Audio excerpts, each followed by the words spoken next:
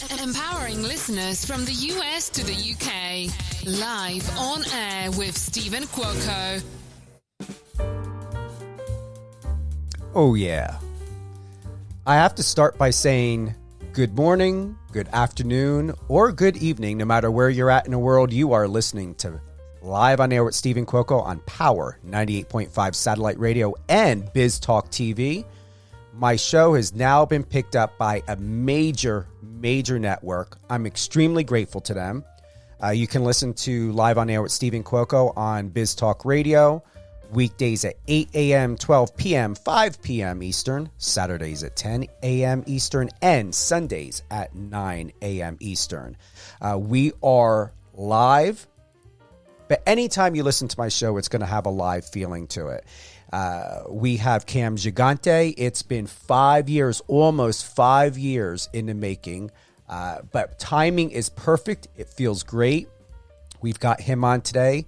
Excited to have him. You all know him. He's an incredible actor whose credits include recurring role on the OC, appearances in feature films such as Twilight, Pandorum, Never Back Down, Burlesque, Easy A, all top great films I love, and I've seen more than twice. We've got Priest and The Magnificent Seven. Also, thank you to my assistant. We got to pull that back up, Christina. You have it? Thank you. Yes, Till Death Do Us Part is a new one I had just seen with my good friend Patricia. And then Christian Sesma. I believe you guys have heard his live interview with me. He's coming out with a new film, 72 Hours, and I believe that's slated for this year, 2024. Super Bowl, big weekend. My butt's getting kicked with the allergies out here in Nevada. And I get asked often, because I'm a seasonal resident here since 2015. And a lot of people are getting hit and they're like, oh my God, please don't tell me I don't have COVID, or, what is this, the flu? I just want to let everyone know, because most people don't know this, whether you're a seasonal resident or if you happen to visit from time to time. The trees out here, a top agriculturalist had said that the trees that are not indigenous to Nevada are sick, which means their pollen is sick. So you'll hear many different excuses, but once again, I'm from the East Coast. We have pine trees. It makes sense. It does not make sense to put pine trees in a desert. And when you look at them as a northeastern indigenous guy from the New York area, I can tell when a pine tree is healthy and when a pine tree is not healthy. And the pine trees out here are not healthy, and I can tell they're sick. So once again, if you're visiting in Las Vegas and you got the runny nose or cold or whatever, don't let the doctors or someone jump to conclusions that you got COVID. I guarantee you it's allergies, and be prepared. I'm going to be starting on the Allegra D today.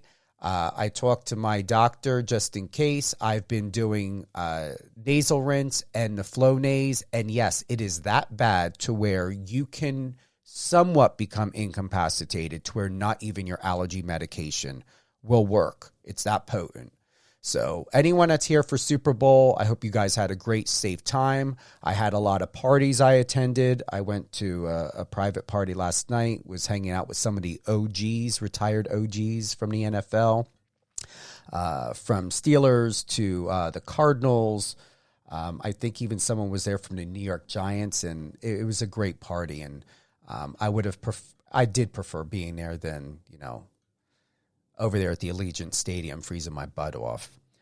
Other than that, I've got one of the most incredible people. Once again, 5 years it had taken. It's not his fault, but best things that come to those who wait. I just heard that little, I don't know if you smirked that. Cam Gigandet.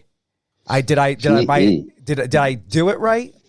Yeah, no, I mean, anything that's even remotely close, I just assume that they're talking about me. Yeah. I've got to ask, are you proud of yourself? I mean, you just keep going boom, boom, boom, and you've got 1, 2, 3, 4, 5 post-productions happening right now.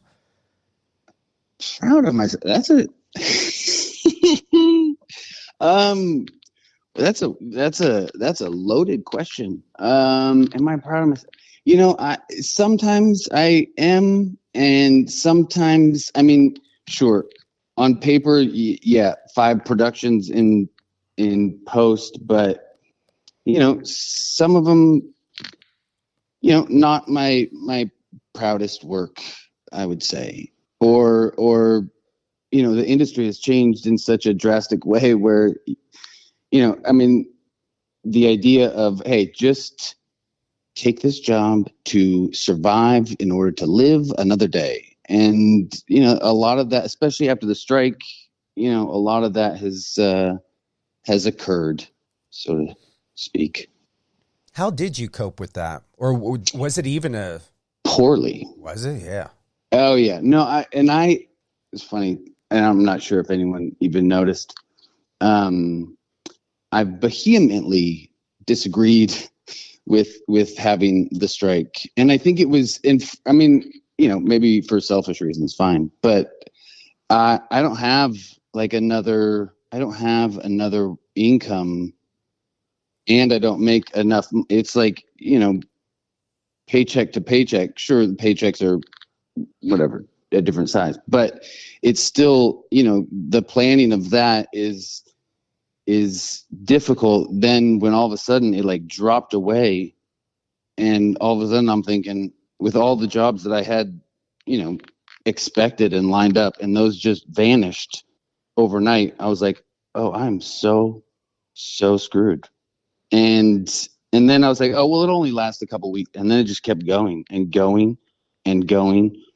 And yeah, I mean, it was, and I even wrote a letter and posted it on Instagram. I made videos with my kids about the strike, and, you know, just trying to, one, bring some levity and lightness to the situation, but then also, you know,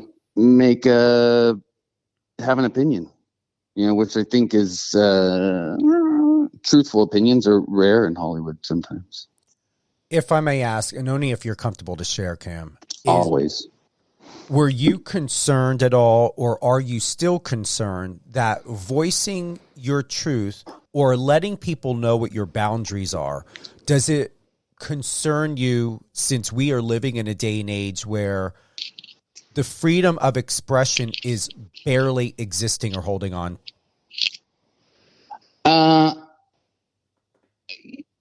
Well, I mean, in the past, it did a lot.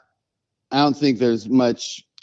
I mean, yeah, maybe when my career was like on the rise, I would have been. But now I'm like, well, what are you gonna do?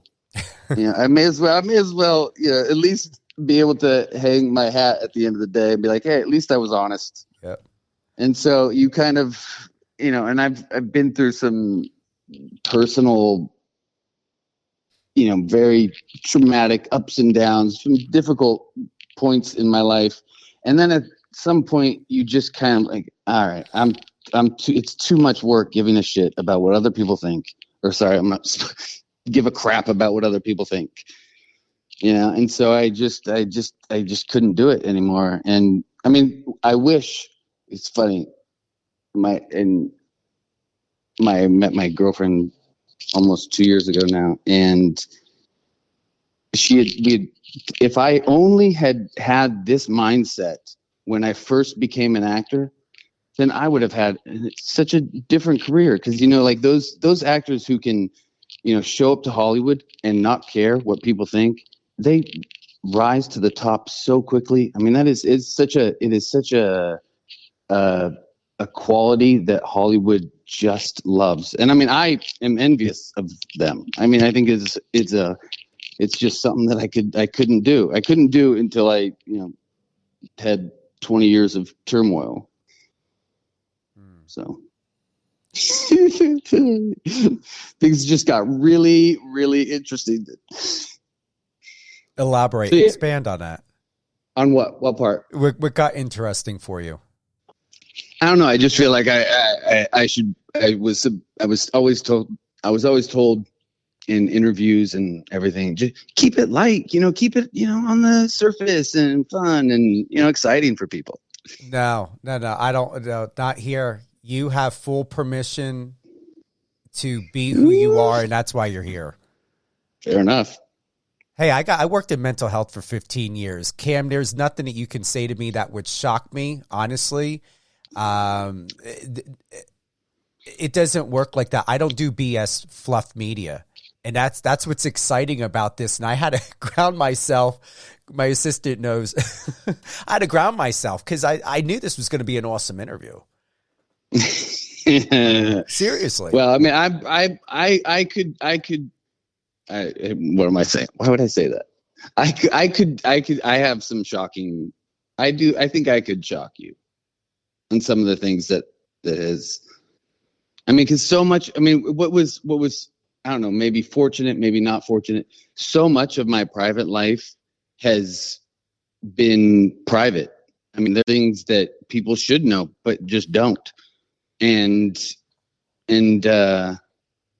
yeah, it's been, I don't know. Maybe I can't tell if it's a benefit in hindsight or was a, maybe a hindrance, or maybe it enabled it to go on further than it did. I'm gonna be transparent with you. Super cagey. Yeah. No, I like it. Hey, we're getting to know each other right now. So I mean, I'm getting to know you as an actor. You're getting to know me as a journalist and as a publicist. So with having had followed your career for a very long time, you're no secret, and you shouldn't be a secret. I'm gonna be very candid to you because I've worked my way to where there have been things to where I come from a generation, and my legal responsibility, Cam, is to be fair, honest, disclose all material facts. In synchronicity, as a journalist and a publicist, is I'm a representative for you, for the public. And my goal is to be completely fair and objective and neutral and unbiased. At the same time, it is perplexing to know where I can be, Stephen. And I have fought with this for decades as to what can I speak about. I have no problem talking about my truth. I have no problem sharing how I feel. But I've had many people in the industry like you, what you had said earlier about, how to be in your interviews, wanting to shut me down and be reprimanded by even sharing the simplest things. And now I have the case of the F-its. I'm going to talk. Like that is my responsibility, is to have conversations. I'm not going to seem like I'm a rehearsed, preamped, contractual advisor to have everything prepared like I'm working in the White House. I'm not living like that. Yeah, I know. The manufactured is grading on, any creative type of brain. It is, and then also like just the idea of secrets in general has always been such all I ended up doing was waiting for other shoes to drop in my life. I was like, oh well, someone's gonna find out this, up. And I mean, and there was a time even where, and this is like 7 or 8 years ago, when Instagram, was first like Instagram, right? Yeah, Instagram was first like picking up steam, and I was, I'm sure, let's do Instagram. And then like as my stuff started to grow and grow, I was like, ooh, maybe let's not do Instagram. And so then I just deleted everything. I deleted my whole account, and I haven't really been on since. I mean, until my girlfriend and I, announced our relationship to the public. That sounds so cheesy. Until then, and that was like 4 or 5 years, and I just could not even. I never even looked at social media. I never did any of it. Couldn't do it. Because I was just like, ooh, you post something, then someone else is going to, let the world know who Cam Gigandet really is. I'm looking at it now. I would say it's interesting, and I mean that in a way that it feels as though, going back to the picture, you're on the bed with your pup, your girlfriend, and then we're moving up to Till Death Do Us Part. It looks like though you want to have a voice, but almost like you're not concerned about, okay, what that means on Instagram. And in the last photo with you, I believe the black and white with the cigarette in your hand or something. From a publicist perspective, I like it. I'm going to honestly say it goes back to what you shared before. From a PR perspective, there is such a lackluster to where I can honestly tell you, if you were to ask me honestly, Steven, let's say we're sitting down having Thai tea or a cocktail or something. What is it that you think you know about me from the last 5 years, 6 years of my career? I'm going to honestly tell you right now, Cam, I know absolutely effing nothing. Nothing. I don't know who you are as a person and as a man. I just know that you're a man that's got great talent. You are very smart at the decisions of the films that you create and make. I believe for the most part to where, whether anybody realizes it or not, you have so much more in you, and whoever you're working with best know that when they are going to give you a job and an offer, to make sure they're giving you something exceptional so we know who you are.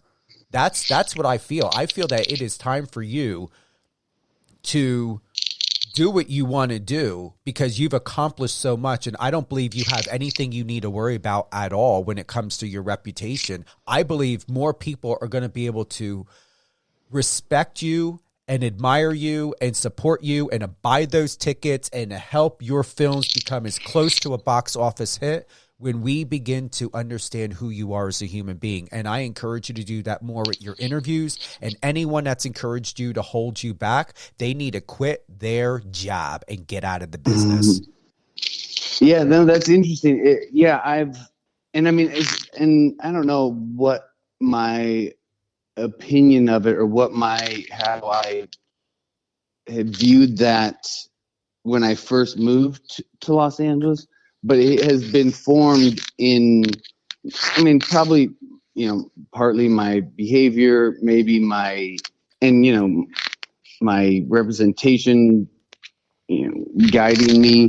But I had always, my thought was, don't let anyone in, don't let anyone see anything, interviews, say no, and press, say no, make yourself just, and maybe, and part of that was, the idea of maybe self-promotion, or even just like kind of being out makes me kind of a little squirrely and a little uncomfortable, a little anxious about that kind of stuff. And I'm an actor. I'm very insecure, like most actors. So that kind of stuff was always a little tough for me. But since, after, once I reached the point where it's just like, I can't, it's too hard to care. Then it became, all of the stuff from my past life is in the past, and this is who I am now, and I have nothing to hide. I have no secrets, and this is who I am. And that's been a liberating, maybe I wish it would have happened sooner, but it is what it is. And I'm happy that I got there eventually. So, yeah. I'm excited for you. Honestly, I really am. And this is a start. I hope that this is a good start and is going to be a good experience of having this interview, and looking forward to having many more. That these are the sit down discussions that you can have and that you should have. And why I'm saying that is because I did my research. I went into anything most recent that you had of interviews, including your video. And Hold on real quick. Okay.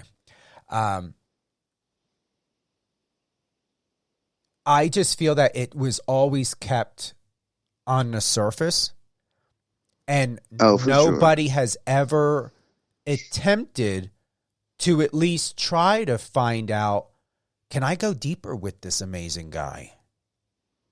Yeah. Yeah. I mean, to be fair, my managers or my old managers, they might have warned any interviewer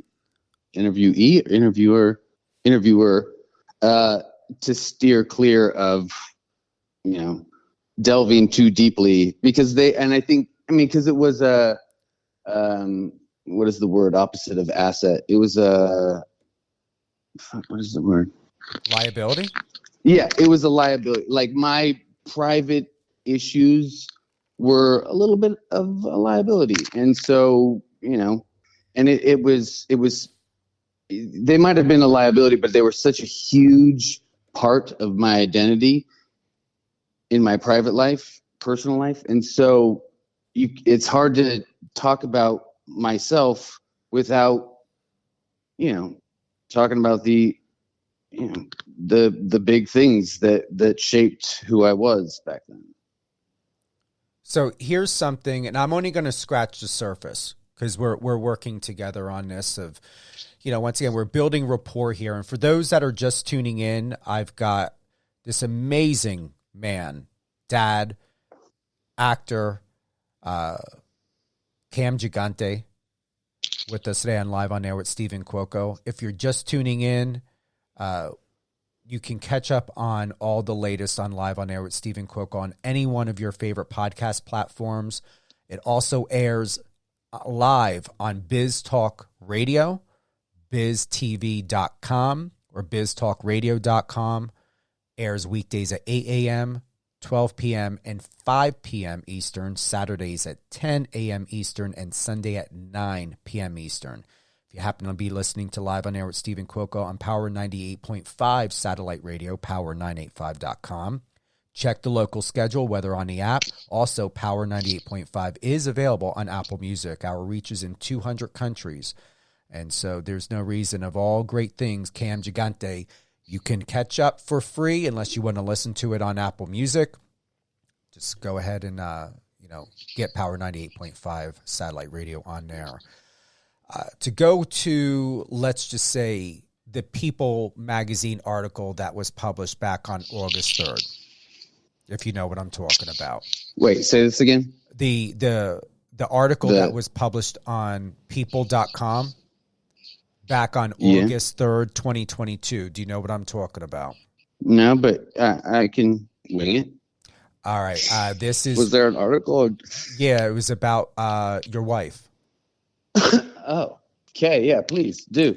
Let's Okay. jump into that. Okay. So, because when you were bringing it up, I was wondering, well, do you know this? Because that's the point of representation, is they need to be aware. So, since I have your permission, and once again, we're not doing fluff media, but I want you to be able to know that you're sitting here with me and you are in complete control of this interview. This is about you. But since you are wanting to express and be more open, I'm just going to lay some plates on the table and say, here, what dish do you want to pick up? All right. So Twilight's Cam Gigandet and wife Dominique, I don't even want to try to pronounce it. Good luck with that one. Geisendorf, divorcing after 13 years of marriage. The former couple, who tied the knot in 2008, share 3 children, and they list your children's name at the time with their ages. Yeah. Were you aware of this? Did you consent to that? Were you consulted about this by either People magazine or by any other representative about this article? About the article? When was it? August 3rd, 2022. August 3rd. I'm pretty sure I was I think I might have been with my kids in Arizona no, obviously not. I didn't know.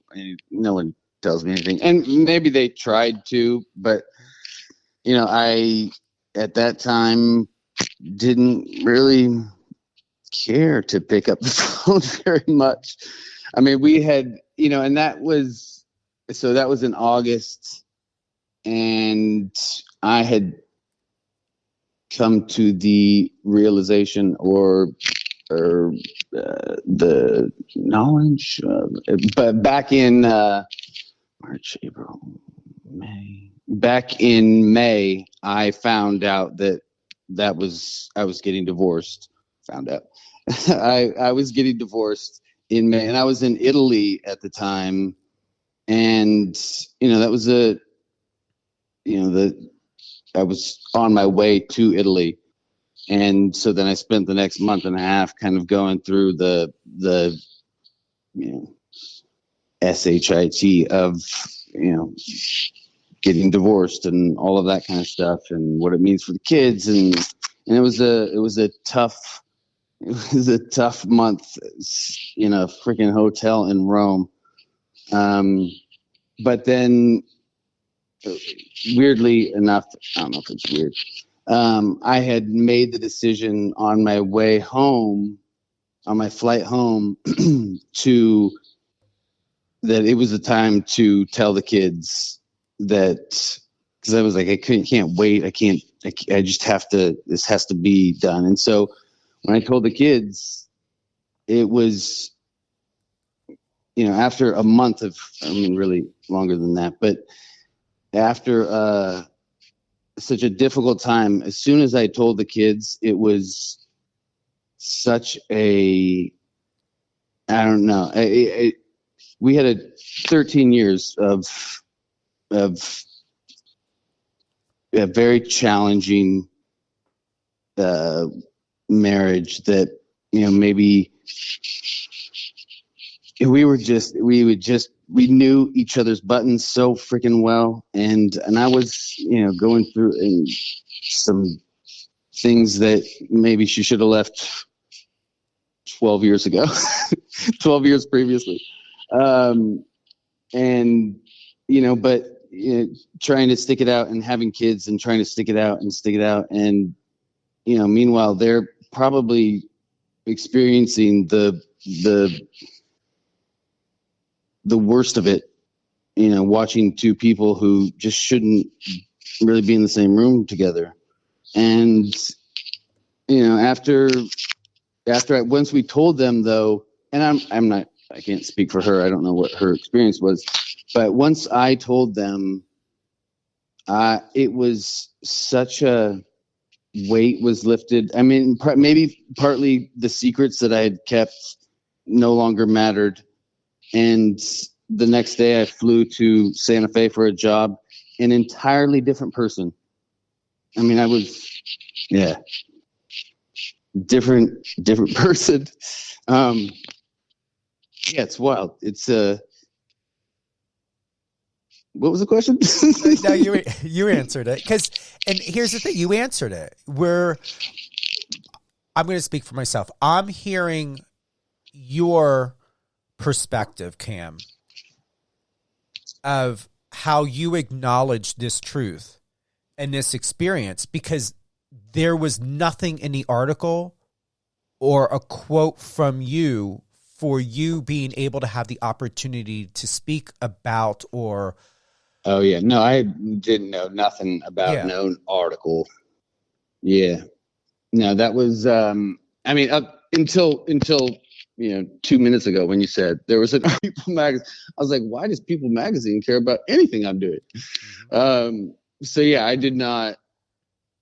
I mean, and that's weird. It's, I guess not really surprising. It's kind of been, I don't know, maybe I had always had like a big FU stamped on my forehead, and my representation knew that it was stamped on my forehead. So they're like, yeah, we're not gonna tell him anything or relay information that maybe he should have, Well, that's unacceptable, if I may ask. Sure. Yeah. Yeah. But then I can't blame them entirely, because I'm sure I made it very clear that I know everything and you have to do as I say. And I made it, I was very unhappy for a long time. And so I made it clear that, I didn't want to hear about it, or I was incapable of dealing with it or hearing about it. And I mean, I think I even convinced myself in the past that I had social anxiety and all of these ailments, and maybe not ailments, maybe mental, but I don't think any of those were true. I just didn't want to face things that, a grown-up should face, especially one with kids. I should have. So it was, I was. Anyways, did that answer your question? It did. You're doing great. Seriously. I mean, you haven't been on radio for a long time from what we talked about or so, or a hot minute. But yeah, I mean, it makes sense. And I appreciate you because you're here having a conversation with me. It's not about anyone else. And that's the whole point, is to get your perspective, as someone who's in journalism, who's a journalist. My goal is to find out, what is your narrative, Cam? What is your context? Here are the things, bring it to your attention. This is what I'm reading about. This is what's being put out there in the public, in the world. But I want to know, what do you have to say about it? And if you want to have an FU, which I respect, I don't want to touch it, I don't want to talk about it, great. But there should always be a beginning, starting point, Cam, of communicating to where this is what's going on.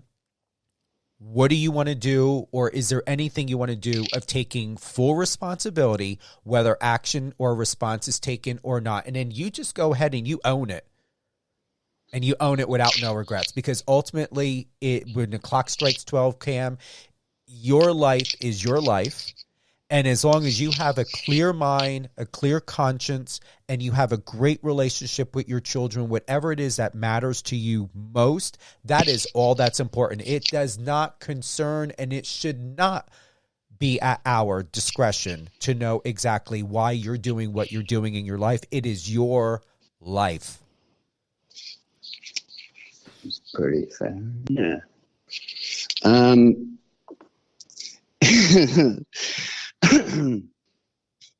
So I can maybe sum it up pretty quickly. Since since Never Back Down. I mean, obviously, I know before Never Back Down, I turned to, and I'm not sure, I wasn't married at this time, but we were together. I had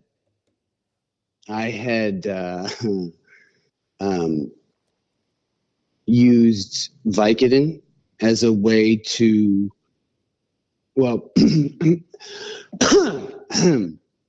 I used Vicodin as a way to, in my mind at the time,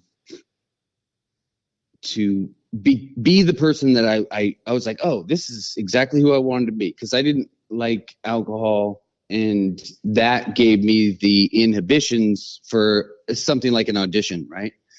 And I had originally even booked Never Back Down when I had taken that, and from that moment, I was like, oh, this is how you can have success. And it was such a hard, difficult, it was anytime. So this went on for years, right? Anytime I had my career, I felt like my career was dropping, I was like, oh, here's the solution. And this would be after I would go through withdrawals and get off of it. And then I was like, oh, my career is lacking. It's because of this. And I mean, that shaped, or that was the identity of my marriage as a whole. It was that drug use, and which led to different drugs. It led to an arrest, which I don't think anyone has ever even seen what's it called? I want to take a picture of you. Mugshot. Mugshot. Mugshot. I'm like, not a headshot.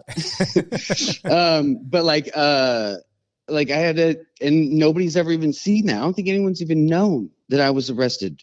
And so it's like, I mean, I have good lawyers, I guess. And then even, there was towards the end of our marriage, there was even like fentanyl use. And don't get me started. I have lots of opinions on fentanyl.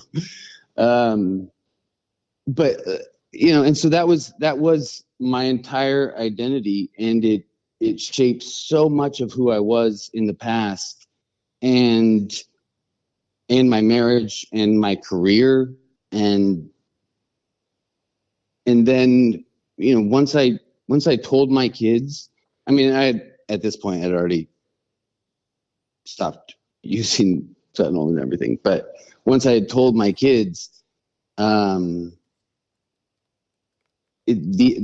was an entirely different. I couldn't even recognize the person who I was before, and it's like it's such a. I mean, and then the subsequent weeks and months, and even up until now, like my parents, I don't think they even. Like that old Cam, I think they call him the yucky phase Cam. He's unrecognizable, and it's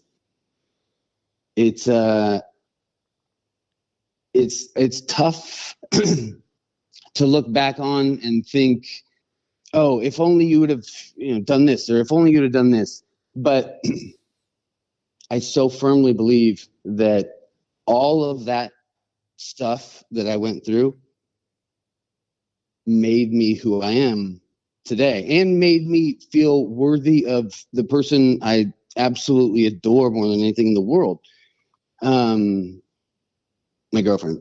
I mean, sure, my kids, I love them too, but my girlfriend. And so once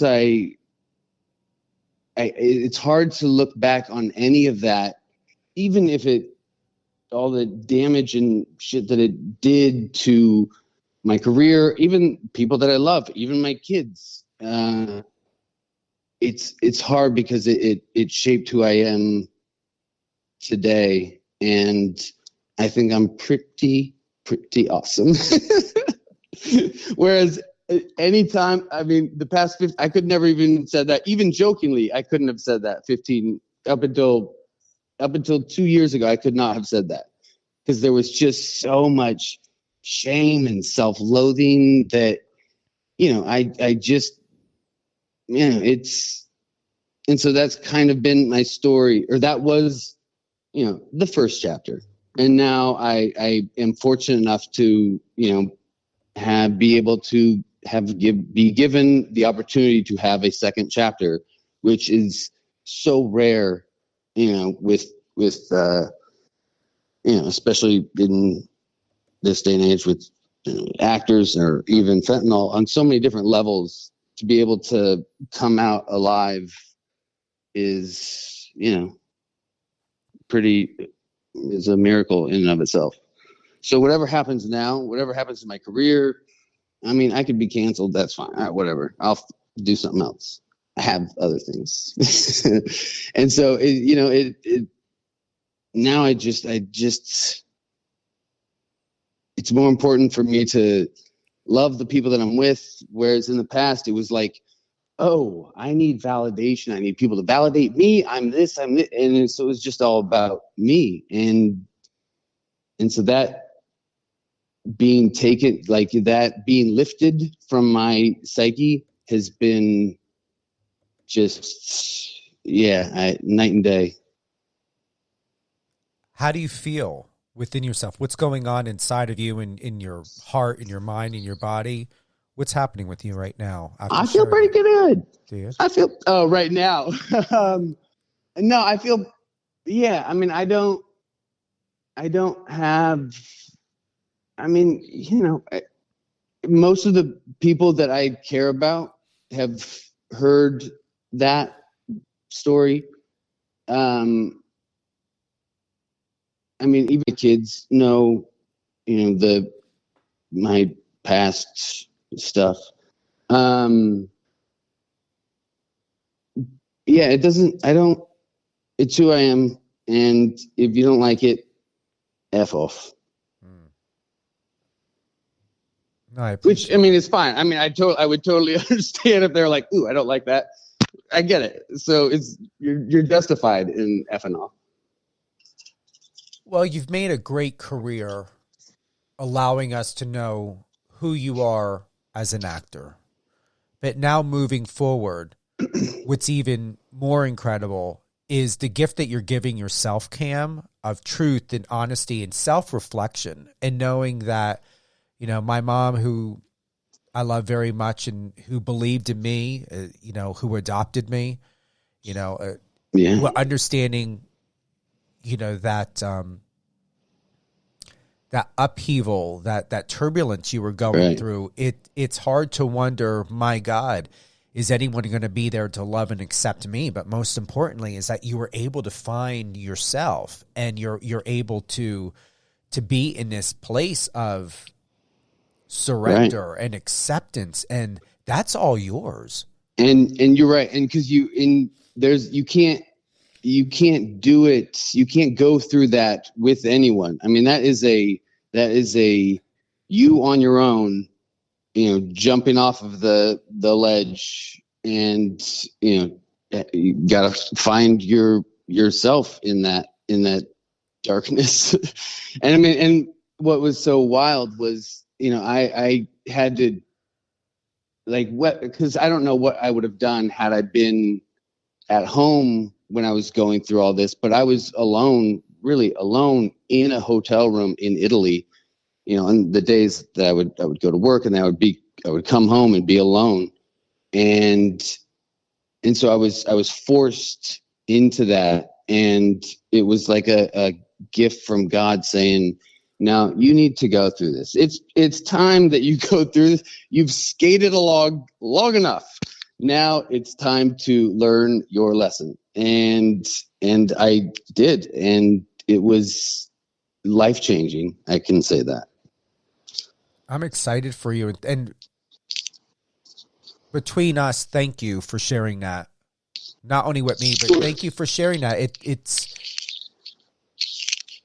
It was a beautiful moment of you unfolding yourself to a complete stranger. And I feel closer to you now than before ever having a conversation with you, than just watching you on film or TV, and now being in this moment. I think you're an incredibly beautiful human being, and I encourage you to continue to allow, your reflections and transparencies to be that guiding force, to almost like an extension or this energetic cord that's going to lead you to more people and more opportunities, Cam, that are going to give you that safe space and that solid foundation for you to be the incredible person that you are. Because I don't just say that to people. I'm saying that coming from and knowing trauma extremely well, and something that I'm finally talking about it after 5 decades is uncomfortable, because I can't speak for you, but I'm going to tell you, I always had in my mind this program, not my program and belief system, somehow, and I got so hard on myself wondering, how the heck did I allow these people's or these people, their poisonous, infectious, crap way of thinking and belief systems, how did that seep into me? I'm so strong. How the heck did that get inside? And that was the hardest part, was me feeling absolutely ticked off with myself, not so much at the people who were being ignorant with themselves, against themselves and other people, and myself, of trying to brainwash me into their their way of thinking. But yeah, but it's your belief in it. Yeah. And I'm like, how did this happen? How I'm strong. Always believed that I was this force, this strength that no one could penetrate me because I knew and believed what was real to me and what was who Stephen Cuoco is. And somehow I had to face, and that was hard. Yeah, no, for sure. I mean, yeah, because once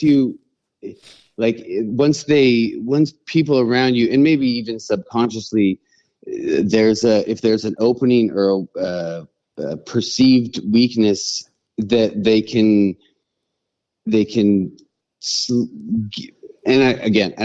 I'm not saying that it's out of malice, but once they can get into your psyche and your own, even how you look at yourself or how you experience yourself, once they can change that, then it just becomes yours. It doesn't become, and you build it. Like I had built this entire, like, oh, I am this kind of person. I'm this kind of person because of, the little comments that I would take in, from when I moved to LA. And then all of a sudden I created the identity that people want, and you start to build it yourself, and nobody has to do anything. Once that like seed of doubt is in there, I mean, it feels very Inception related, the movie Inception. I go back to that a lot. Once that little seed is in there, you have the power to grow it, and you just like, oh, I can't, this is it, this is who I am, But you're right, it starts with the external environment. It's it's tough. Yeah, and it's tough to kind of, in hindsight, look at not only to look at your own culpability in that, and allowing that is a hard pill to swallow for sure. We are going to close with that advice and that truth that you expressed today with us, Cam. Once again, we got Cam Gigandet with us today. You can check out all great things on his new Instagram page, _new_Gigandet. That's Gigandet. Anything you want to drop it all or share with us before we close out? No. I mean, no. You said it all for now. I said it all for now. Would you want to give a shout out to anyone? My beautiful little kids and my beautiful girlfriend, Hannah Montana. No, not Montana. But it's Hannah, right? Hannah James, yes. Hannah James. Shout out to you, Hannah James. Cam, wow. Thank you for this. Honestly, thank you. No, thank you. That was fun. Thank you to everyone who's tuned in to, are you hearing it? A little bit of sniffles. Live on air with Stephen Cuoco on Power 98.5 Satellite Radio and Biz Talk Radio. Don't forget, you can listen to Live on Air with Stephen Cuoco on any one of your favorite podcast platforms. Have a great day, everyone.